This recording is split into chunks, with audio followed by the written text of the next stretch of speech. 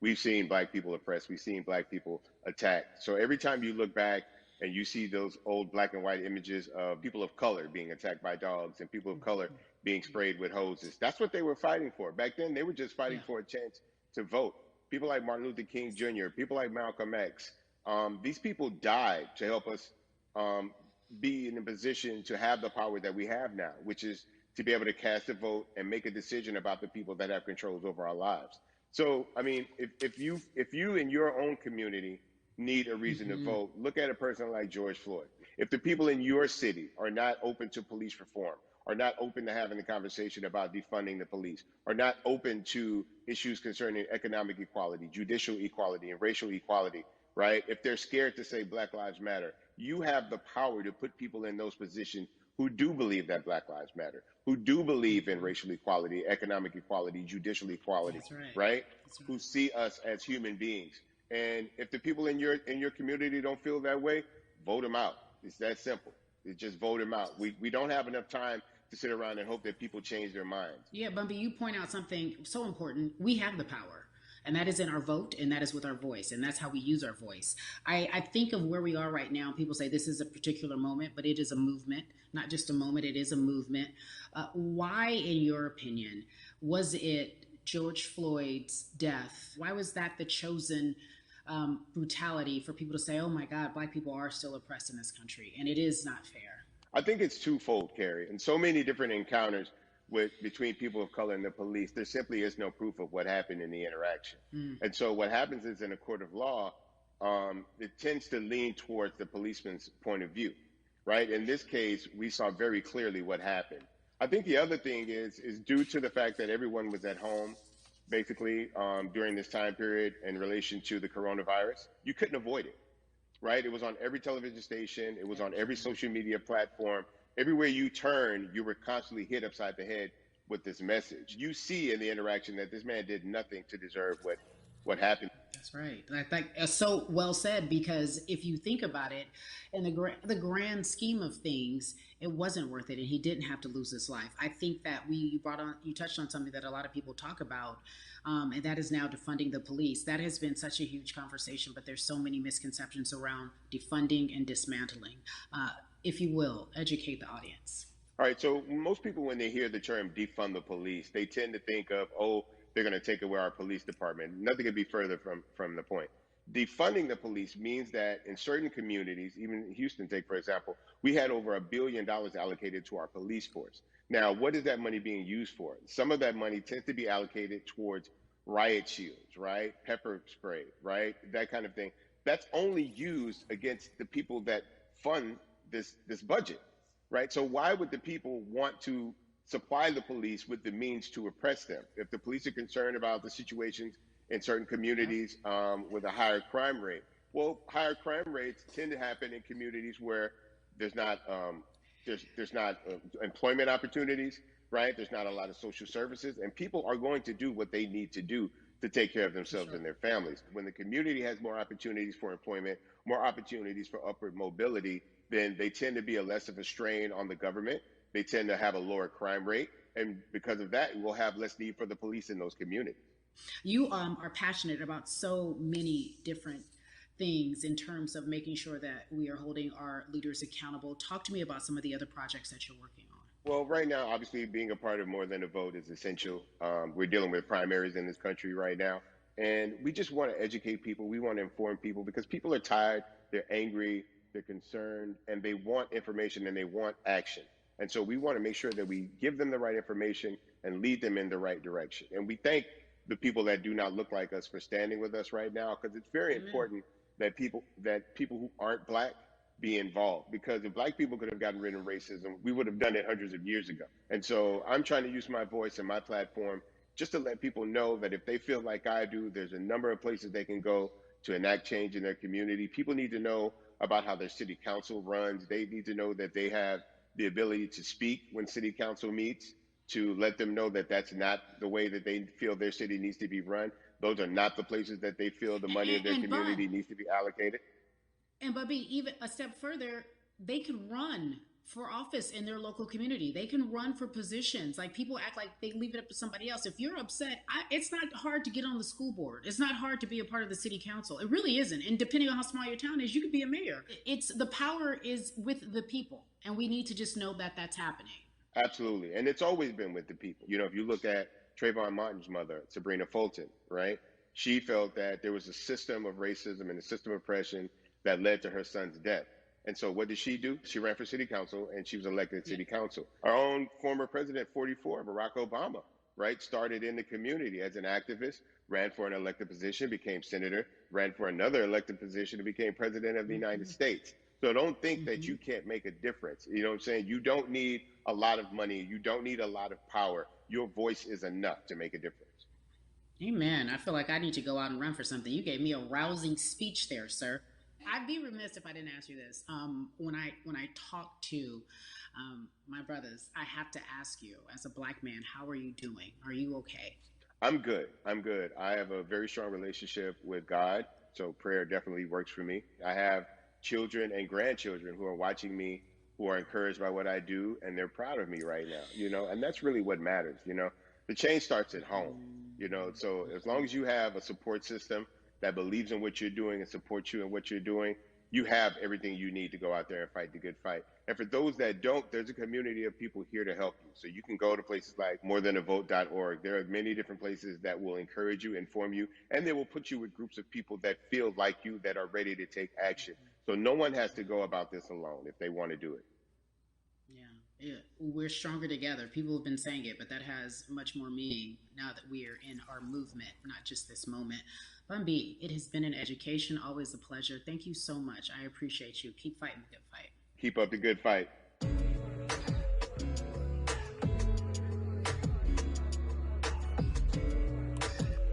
Yeah, la.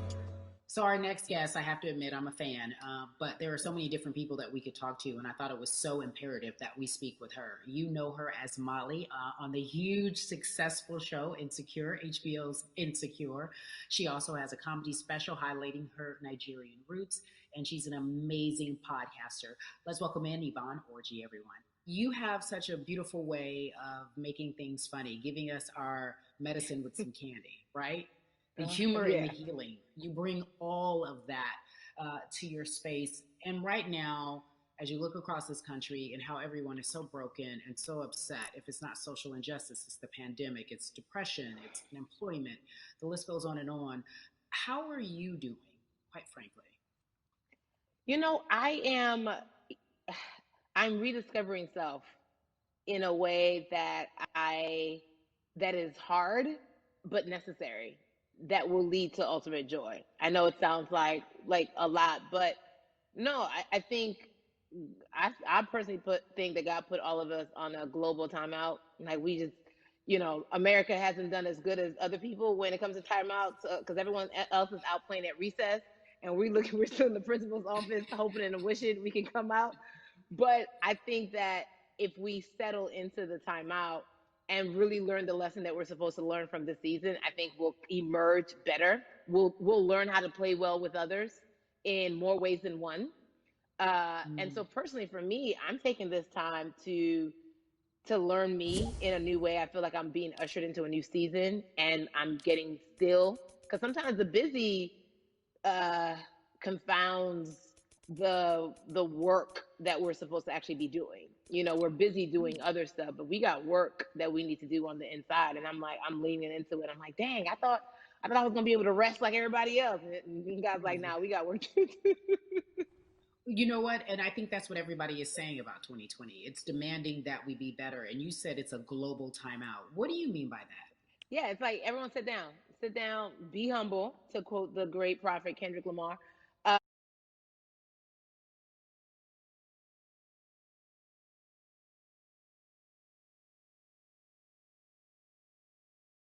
Nation. I think America is going through an unraveling right now, a much needed, a much necessary one. And I think all eyes on us, right? There is no, oh, I was on the subway for an hour, so I didn't miss that thing that happened. No, everybody was home. Everybody, was watching when George Floyd died. and everybody, no one could hide it. Everyone was watching when Amy Cooper called the cops. Like, this is a time where it's like, oh, we can't pretend it away. We can't excuse it away. No, no, no, no, no. It's a global timeout. Sit down, watch, and let's learn.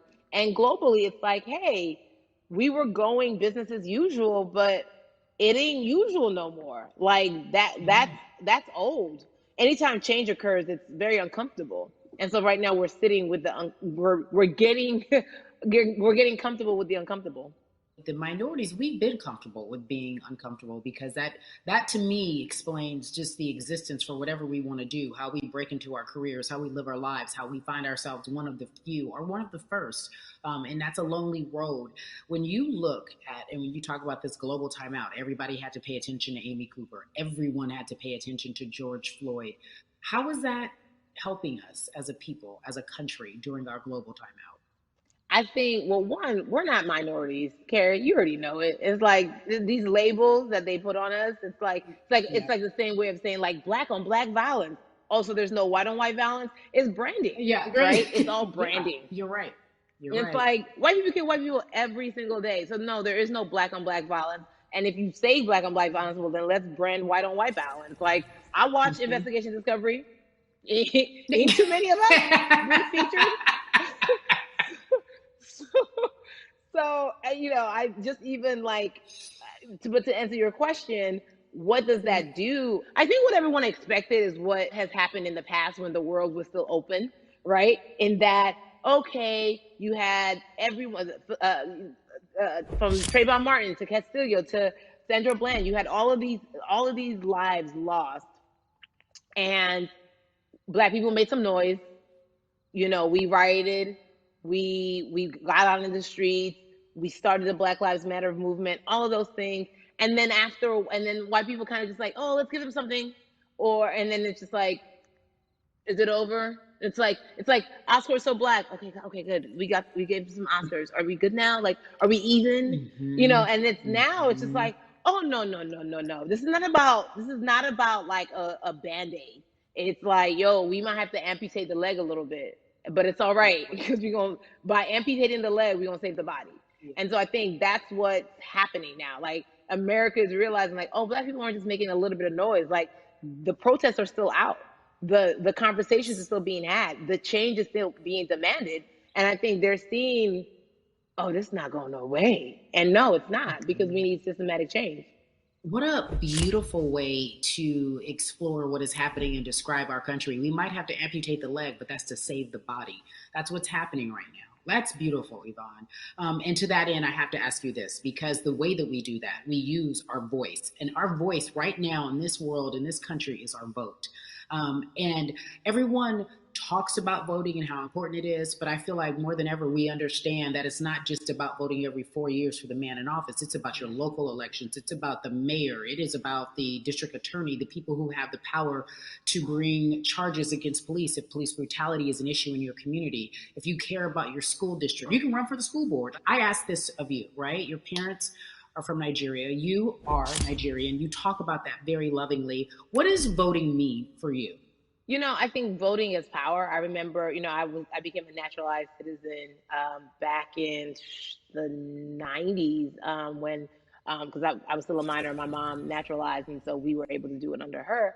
And just even that power of like, we are American citizens, and all the access that we have by being citizens, one of those accesses and those access to power being voting, it's a big deal. It's a big deal, because not only do we have the opportunity to be in this country, but now we can be of the country. We can be of the systems. We can be of the rules. We can be of what it actually affords. But I think, going back to your earlier comment about just the setup of systems, I think we are done a disservice, either it's schools or whatever it is. And I'm not putting teachers on blast. I think teachers do a phenomenal job, but for some reason, we do not, and give them all the raises. I know too many parents who are like, this child of mine, I do love them, but hey, where can I drop them off? And I do think that there is a disservice done, because again, when we talk about them, to your point, We talk about every 4 years. It's important to vote for the presidency. We don't realize, like, oh, snap, we actually can vote about like how much our libraries get. It's like small things like that, but they make a big difference. When you think of voter suppression in this country, what does it look like for you? It's the systems. When we talk about voter suppression, we also talk about systematic racism, right? It's all the systems that set up. And we've normalized, okay, maybe your job will give you a half day, or maybe, you'll be able to get this luxury. It shouldn't be a luxury. It should be built into the system. It should be built into the fabric of how we vote. But maybe you'll be able to get this luxury in order to enable you to go vote. Think about everything disenfranchised, marginalized Black person has to endure in a day. So in a day, you need to get to work. If something happens to your car, if something happens to your child care, if something happens to, there's so many factors along the way that can send you into a tailspin as an American. And then you add on as a person of color. If you're just trying to get to vote and you already have to go through all of these hurdles and hoops in your everyday life, imagine the one day when your voice really is supposed to matter the most in this country, but then you also see all the times that you tried to have your voice matter, and then it's been shut down, repressed, told it doesn't matter, and then you're kind of like, what's the point? How do we keep hope though? If I'm watching this right now, how do we as a people stay hopeful? How do we believe in the promise that these quote unquote forefathers have given us? Because have you met Black people? By default, like hope is infused in our DNA. Like, you know what I'm saying? Like if we haven't been broken now through, be it through slavery, through capitalism, give it to me, colonization, through segregation, right. Through, I mean, listen, the history of Black people in this country is, at one point, we were 3/5 the people. Mm-hmm. That was a written law. And look at us now. We are whole. We are Black girl magic. We are Black boy joy. We are, what I'm saying? What I think about in terms of giving us hope, right? We're making a lot of people nervous right now, Carrie. We're making a lot of people nervous right now because they're like, dang, we put all these obstacles in their way and these jokers are resilient. But that should give us hope. That should give us hope that, like, we can't stop, won't stop. I mean, I went to the school of Diddy, you know what I'm saying? Hashtag, Harlem shaking it right now. Can't stop, won't stop. And I think that's our motto. We can't stop voting and we won't stop voting. We can't stop marching and we won't stop marching. We can't stop thriving and we won't stop thriving. To that end, because you led me directly there, I've been asking everyone who's appeared on this platform, what does activism look like? And I feel like back in the day, we had an idea. Yes, it is marching. Yes, it is protesting. Yes, it is speaking out against things that we feel are not right or unjust. But talk to me about what activism looks like for Yvonne Orji. Listen, activism, I think the beauty of activism is that it has many faces, right? You're going to have the people on the front lines. Like, you know what? Martin Luther King marched, but there were a lot of women who were in the homes like, hey, BT Dubs, when they come back, this is how we support all the people who are marching on the front lines. And we're going to be here doing what we know to do best here. And you know what? Somebody needs to bail them out of jail so now we need to be in the community, getting money or whatever it is. So it's like everybody has a position to play. And so play your position like a shortstop, bruh. So whoever you are and whatever you do, play your position. So activism could look like, you know what? I'm not the one that's built to be on the front line, but you know what? My pockets go deep. So I'm gonna support the people on the front line. I'm a comedian. Black joy is a form of activism. There's always a call for entertainers or celebrities that have the platform to do something. Why aren't you speaking out? I'm not a believer in thinking that it's mandatory. Like you said, everyone can be an activist and be activated in different ways. But talk to me about the connection. Talk to me about the marginalization in your world and how you feel like it even inspires you to say more and use your platform to do more. Beneath the surface of what we do, like Niecy Nash says, it's the who, right? The who is the person who's going to be like, hey, let me call this out. Either blind racism, in terms of overt racism, in terms of ways that we can be better, in terms of ways that we can actually be more uplifting to the community that you may not even realize that you're serving. Before I let you go, talk to me about the urgency, in your opinion, for people to vote, our people to get out and vote this coming election. Yeah, I mean, guys, if you think you're tired now, I'm telling you right now, we cannot take this sitting down. We can't take this jokingly. I understand that it may be hard to figure out who to vote for, but at the end of the day, we got to vote for our families. We got to vote for our legacies. We got to vote for continued progress. We have to vote for upward mobility. We have to vote for equality in a way that is long lasting. And if we succeeded before, we can do it again. You talk about the whole, this is the time. This is not the time to give up. This is not the time to pretend a way that we haven't made progress. We have. There's still much more to be done. And you know what? We might have to get to a point where we pass the baton to our children and our children's children, but we still have work to do now for that generation. Yvonne Orji, you are everything. You are Molly, but you are not Molly, but I love you so much as Molly on HBO's Insecure. You are an amazing podcaster, Jesus and Joloff. Shout out to Lovey. And then we also have movies. Like you, The World, you're a model, a cover model. Also, wait, don't let me forget your hugely successful stand-up comedy special on HBO. Girl, you're doing it all. And I am so grateful. You're truly the dream, not just the American dream. You're the Black girl, brown girl, do it all dream, the immigrant dream, everything. You're a beautiful, beautiful soul. I really, really mean that from the bottom of my heart. Yvonne Orji, ladies and gentlemen, nothing but the best and excellence personified. Thank you so much, my friend. I love you so much, Mama. Mwah.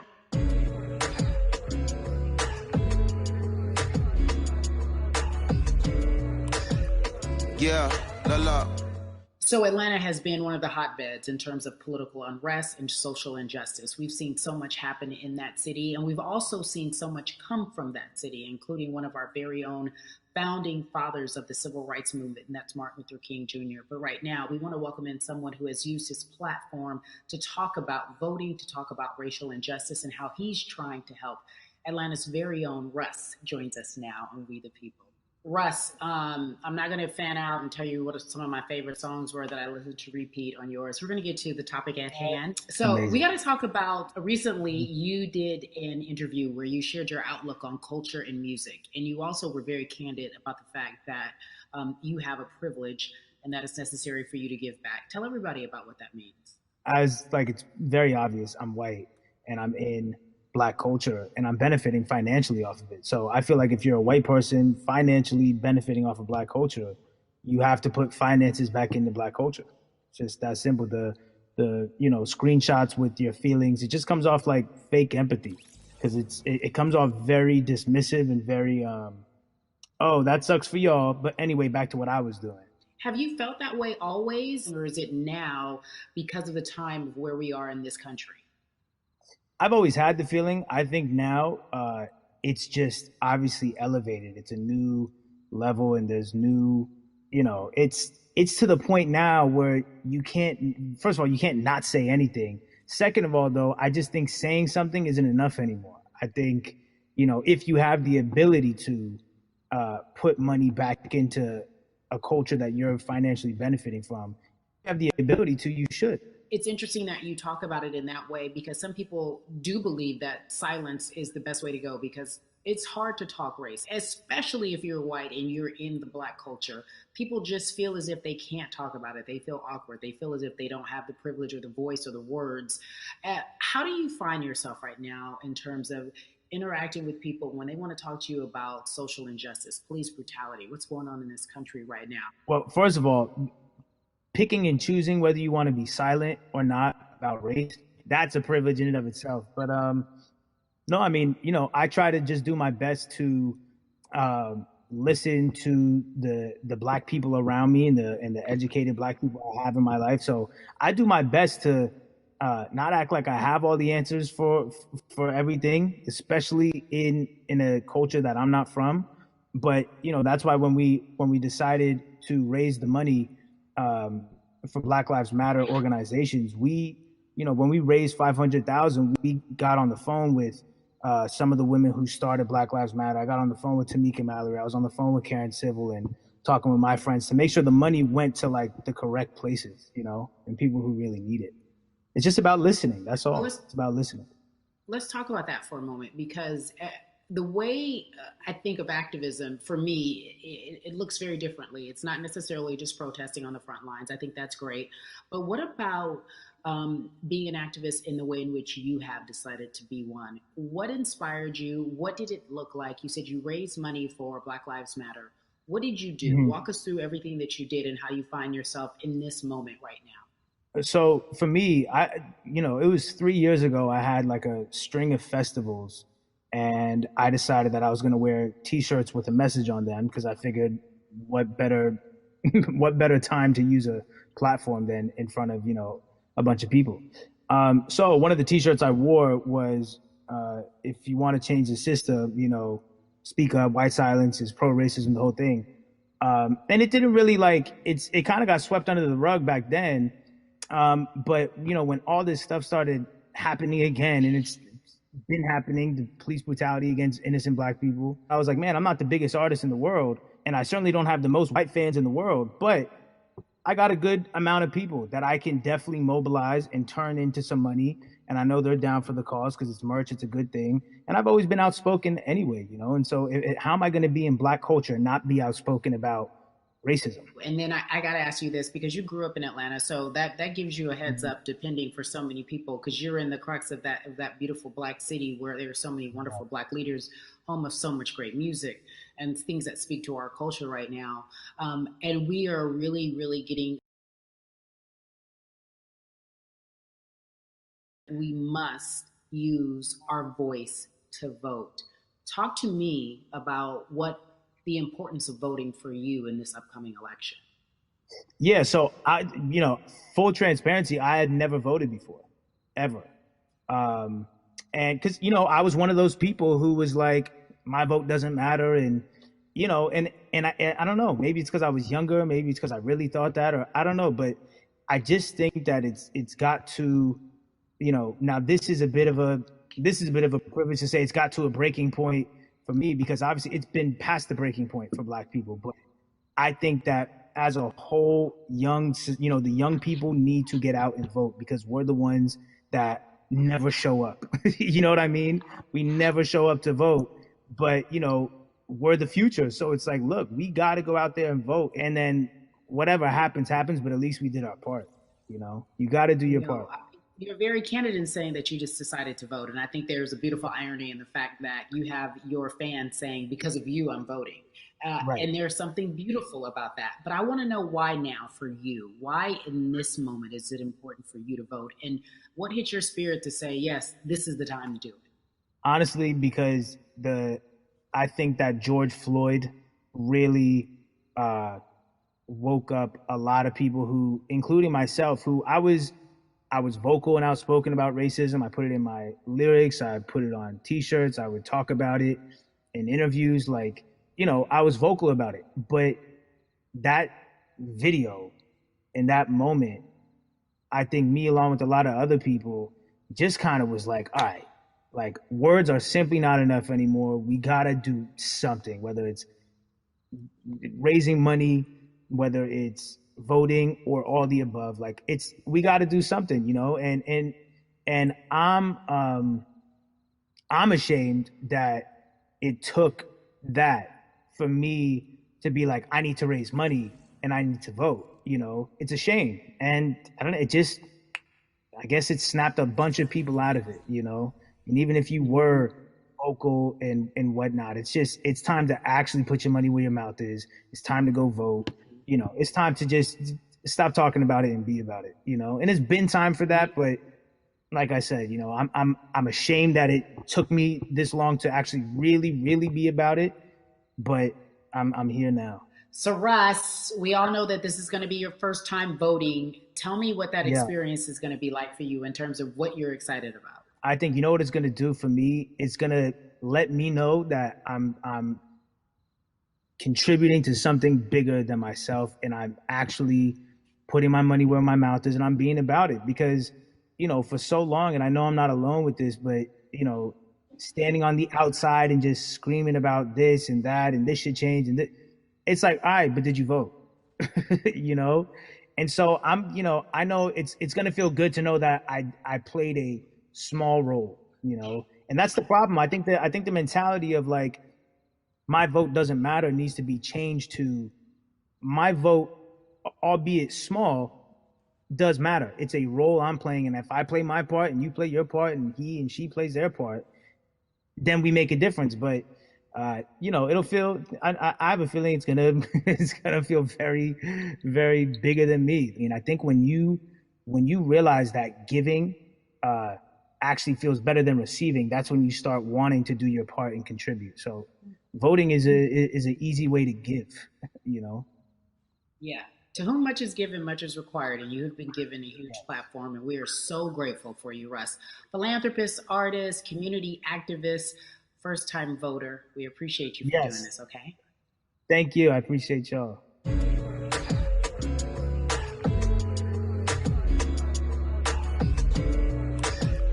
Yeah, la la. So cities like Atlanta and Chicago have been at the forefront of the discussions, especially now in this country when we're talking about COVID-19 and systemic racism, as well as police brutality and what we can do in this country. Again, we're continuing our conversation, letting you know that your voice is your vote and your vote is your voice. We can change where we are in this country. Currently, I'd like to welcome in Chicago Cubs right fielder Jason Heyward. I appreciate you. I brought in Atlanta and Chicago because I know you grew up in the metropolitan area of Atlanta, more specifically McDonough, let's be technical.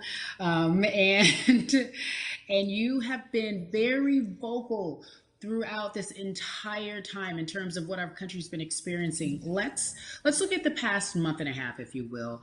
What has been the hardest thing for you to deal with? The hardest thing for me to deal with, Carrie, this last month has just been going from the virus shutting everything down to us being called to action. We've had multiple police brutality situations. We've had people protesting, wanting to get the message out. But I really realized that I need to be a part of the positive message and make sure that doesn't get lost in all the chaos going on, for people to actually hear from a reasonable, respectable person who cares about everyone involved. A reasonable, respectable person who cares about everyone involved, which leads us to More Than a Vote. It is a beautiful collective of Black athletes and artists. You are a part of that. Talk to me about why that's important for you right now, and this be a part of that collective. To me personally, it's important to be a part of that because I've somewhat used baseball and my craft as an excuse to not get more involved in voting. But I can't any longer use baseball and work as an excuse not to get educated, and not also to show people, like, at any moment in time, any walk of life, we can make a difference. So tell me in your words, what does activism look like for you? In my words, it looks like LeBron James, the biggest athlete right now on the planet, speaking up and breaking the ice for everyone. But I think for the first time, people see and hear from us. So now we have white teammates, we have other people speaking up and realizing, okay, like, this is how we go about doing this. And to me right now, social media, athletes speaking up, entertainers speaking up, like we're trying to do with More Than a Vote. You said something I thought was so key, because covering sports for so long, I know that it's tough for Black players specifically in Major League Baseball to talk about how they feel. Adam Jones did it in a very eloquent way early on, but there are very few that are vocal. You said you all were afraid. Why use that word, and why were you afraid? We was afraid because in 2019, there were 68 of us total, and there are 38 teams. There's 25-man roster on each team. There's a 40-man roster, which is on each team as well. And there aren't many of us, so we're outnumbered in that sense, but not always in a negative way when it comes to our teammates and our clubhouses. But to get to this point, you have to move a certain way. You got to be careful what you say. You can't ruffle feathers. You can't come off in any way, much like other Black entertainers, much like, yourself, probably having to live through life every day. But to get to the highest level, you got to button up. You got to be seen and not heard. So baseball is, like I said, it was time for us to try and speak up and make a difference and show it's okay to do so, because we can't be quiet any longer. That is a button up, be quiet, be seen but not heard. That is an expression that a lot of Black folks can relate to in whatever aspect of professionalism that they experience, especially if they don't work for themselves. They just feel that. That is also a socialization that we have as Black folks, well, especially, like you said, if you want to get to the higher level. And for so long, I felt it bubbling right underneath the surface that so many of us who were in whatever positions we were, who had platforms, were tired of pretending and looking the other way and spending so much time making others comfortable while we were uncomfortable. Do you feel that this is the type of movement that is sustainable, or is it just for a time? No, it takes everyone joining in on the conversation. And right now, I feel like more than ever, there is little things as possible to distract from bigger issues. And we saw on draft day, we saw our president, Theo Epstein, holding up the sign saying Black Lives Matter and wanting to include the rest of MLB in that. But now we're having those conversations as well. So I definitely think this is sustainable. And it's not always just going to be the popular thing to do. You know, this is something that people want to get right because they know we care.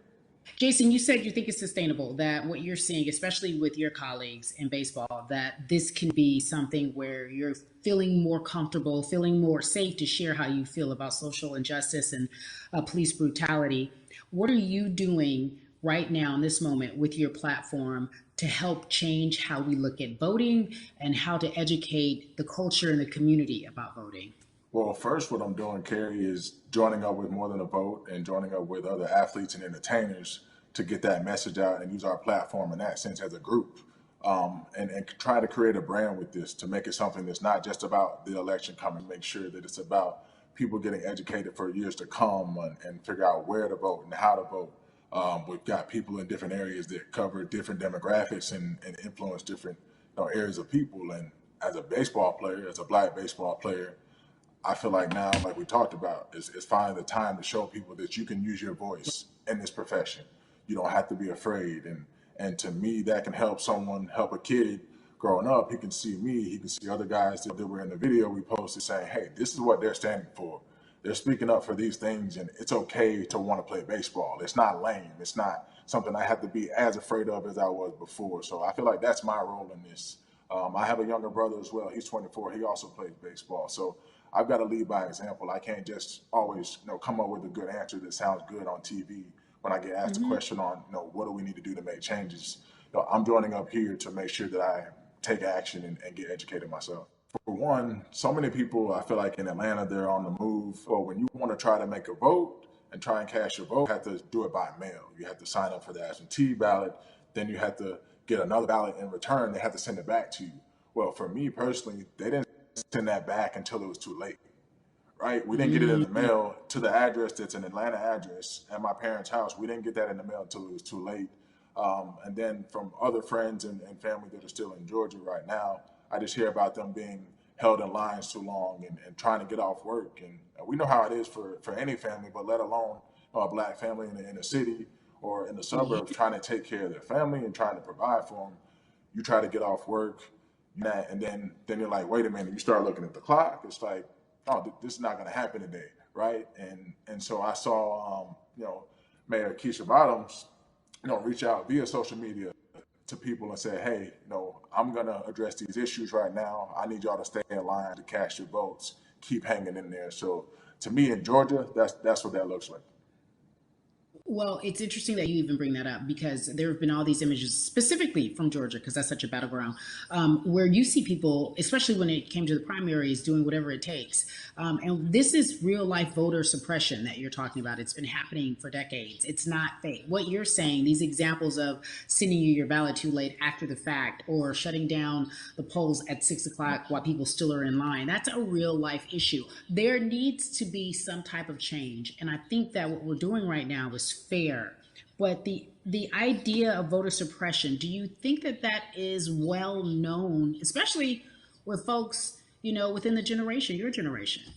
I think it's known in our communities, right? I don't think it's spoke on enough. I don't think there's been enough light drawn to it. Bring it to light. Let people hear about it. Let people learn about what that looks like.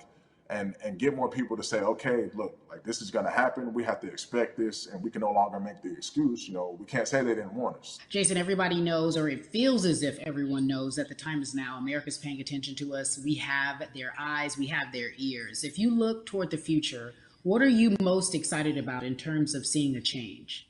I'm excited about how fast the word is traveling. The word is being spread right now. The biggest athletes, the biggest icons, biggest entertainers are doing their part, but I'm also seeing people out there on the streets doing their part. When so many things got lost, could have very easily got in the commotion when it came to protests, and you saw rioting, you saw looting. People still stood their ground, and people still went out there and said, look, we're doing this for the right reasons. We're going to come together. We're going to use drones. We're going to use social medias. I feel like this is a new wave of getting things done the right way and just spreading the message. You're right about that. And you're right. People are spreading the word unapologetically. We out here. We doubling down. Thank you so much. I appreciate you. Right.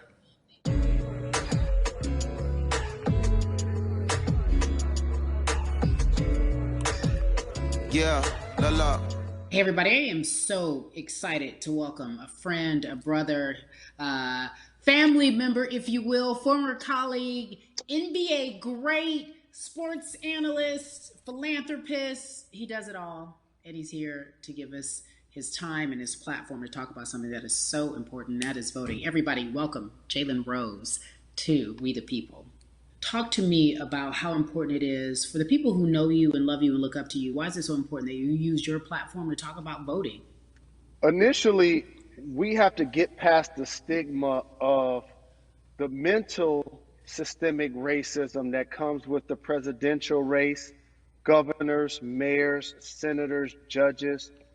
We've been conditioned to believe that our vote does not matter. So usually when we looked up at all of those races and people that were running, not only did they not look like us, we didn't believe they were there to represent our best interests.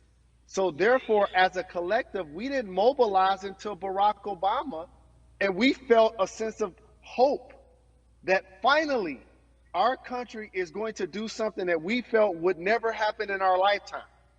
And I remember being at the inauguration in 2008. I made sure I was there. And we voted. In 2016, we didn't vote, Carrie. We didn't vote. And so many people try to make this political. This is not political. Me telling somebody to vote is like telling somebody to pay taxes. So that's one, getting over the stigma of nobody is going to represent our best interest. And then number two, the reality is that the person that gets the most votes doesn't necessarily win the presidency. That's uncomfortable right there, because that's actually what took place in 2016. The Electoral College chose the president. And if you put all of their pictures up, I'm pretty sure they look a lot more like each other than they look like you and I. How about that? And then the third thing, especially in urban environments, oh man, they create barriers for us, Carrie. It's like you got to jump over the fence, you got to run past the dog, you got to jump on the hood of the car. The lines is 5 hours long. You get up to the poll and they don't work. Elderly people working in the city, while they got the young people who understand technology working in the suburbs. Like, these are all systematic things that try to discourage us from voting. And then finally, we don't have a day off to vote. We need to work. So we don't get a day off. It's going to be a full day, and I got to work to pay my bills. So you know what I'm going to do? I'm going to mail in vote. And you know what you want people to realize? That counts too. So your vote will be counted if you're able to mail it in. So those are a few things that I hope that we can do and mobilize. And shout to LeBron and his team. Shout to you and everybody involved. We will make a difference. Well, let's talk about more than a vote. There is a Black collective of athletes, of artists coming together and saying voter suppression is a real deal, especially in the Black community. When you just talked about, I got to work, so I can't go vote. And then when we do get in the booth, just in case we don't have to work, do we know who we're voting for? Not only do we have to vote, we got to be educated. And it's not always even about the man who's in office or the woman who's in office for president. It's about your local elections. It's about the people who are your DAs, your state DAs, like the people who actually make change in your community, who will change police brutality, who will make sure that your community is taken care of, who will defund police and hope that they can help you in stopping police brutality. So talk to me about why you decided to be a part of More Than a Vote and what it actually means. Well, it means a lot to be involved with such an impressive collective, as you mentioned. And I said this multiple times, and I know it can be uncomfortable when I say it, but a lot of times we have to get to the root of the issue before we find a solution. And the quote was, I wish America loved Black people as much as it loves Black culture. And this collective, by the way, represents in a lot of ways what's encouraging, but also sometimes disappointing about our role as Black people in America. Because we were brought here as labor and to entertain. And we use those vehicles to get paid and move to the suburbs and be the idols of white kids. And so now that we have this collective, I would say sports and entertainment represent the most powerful group of Black men in the United States. I'm talking about money, power, celebrity, the ability to mobilize, community involvement, their leadership, their intellect. And so to have all of us pull it in the same direction at the same time for anything that we're passionate about is going to be a difference maker, but it's definitely going to be a difference maker in the 2020 vote, because we're going to make sure we inform everybody that they can let their voice be heard, and failure is not an option. Jalen, what does voter suppression look like to you? A perfect example took place recently, Carrie, in Kentucky. It was 6 p.m. at night, and so many people were standing in line enthusiastic to vote. And you know what they did? Locked the doors. And you know what the people did? They continued to bang on the doors, continued to bang on the windows. They continued to let it be known they were not going to leave the premises until they got a chance to vote. And you know what ended up happening? They opened those doors and allowed those people to vote. So do not be discouraged. These barriers show you that it matters, and we're here to help you break through them. The same thing with our platforms and voices, Carrie, because you know what's going to happen. At some point, Breonna Taylor is not going to be trending anymore. People are not going to be protesting anymore. But it's still up to us to keep making sure that our voices get heard, and this is one way to do so. Right, and that is a form of being activated, being an activist. It doesn't have to be protesting. It doesn't have to look like what you think traditionally activism looks like. It's voting. It's that simple. We now have to understand, like, this is a critical mass moment for this movement to continue to hold up as much steam for as long as possible. And that's what this collection is going to hopefully allow for that situation to happen. Jalen, in today's age of technology, it should be easier to vote. No doubt. It's like we call these devices smartphones, but yet I can't vote from it. All of the things that we do in our lives are in our phones. All of these barriers are things that people will need to overcome in order to create a level of enthusiasm to vote. And again, this is not political. It's your right to do so. And there's so many times where you feel like somebody may have gotten done unjustly in your community. Pay attention to who the judges are, who's running for Senate, mayor, governor. Pay attention who's running for president. And let's make sure in 2020 we make a difference. Why is More Than a Vote so important and invaluable in our community right now? Well, because right now, I think we have an opportunity to let our voices be heard louder than ever. Anytime you see the mobilization of white kids holding Black Lives Matter signs, that means there's a breakthrough. Now, what happens with that breakthrough is the next step. You're going to look down in your email, Carrie. You're going to see all of these companies telling you how they're going to work on their diversity, how they're looking themselves in the mirror. They need to make change, just like in sports, right? You look on the field and on the court, all those black players. Further you get up, it's like altitude or a ladder. It gets thinner and thinner. And so a lot of people talk about the system being broken. I hate to remind people that it's not broken. It was built this way. And one of our ways to help change the system is to vote.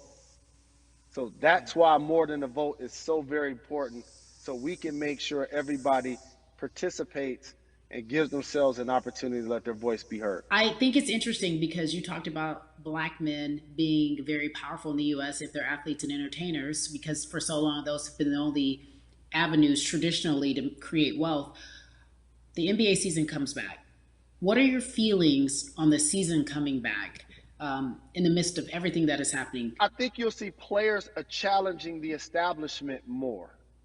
You're going to see them say, okay, if you have all of these marketing and promotional deals, how many of them are with minorities? How many people are you employing, NBA? What about certain teams? Who do you have as a minority owner? Or what about the candidates that you have for positions of power? NBA players have proven as blacks that they are now movers and shakers in the game. They're now the dog, not the tail. So if they decide not to play, some of the biggest social changes and conversations have taken place in sports that weren't during the game. Colin Kaepernick was before the game. The Ali Summit was a press conference. So they could mobilize if they chose to. But when and if you do play, challenge the league. Black Lives Matter on the jerseys. Continue to make sure that every time people are watching the game, they're also seeing the movement happen. Jalen, I appreciate you because you are always entertaining and informative at once. I really, truly am looking forward to the NBA season. Thank you for working with More Than a Vote because your voice, your platform, all of it is needed, my friend. Be safe, okay? Yes, ma'am. I love and appreciate you. One call away always. Thank you. Love you, brother. Love you too. Every conversation that we had today, I hope was helpful for you. I am so grateful to everyone who came on with me to talk about what's going on in our culture and how we need to change. Huge shout out to Jalen Rose, Bun B, Jason Hayward, Yvonne Orji, and Russ. Their words were inspiring, but also important and invaluable. I hope your phone is full with all the information that we've been able to place in front of you. Again, you need to check out these resources because they are so important because we want you to vote. That is your voice. It is important. We, the people, want you to vote. So go to morethanavote.org, fairfight.com, and whenweallvote.org. Again, thank you so much for joining us and paying attention because this message, again, is invaluable. I'm Carrie Champion for We the People.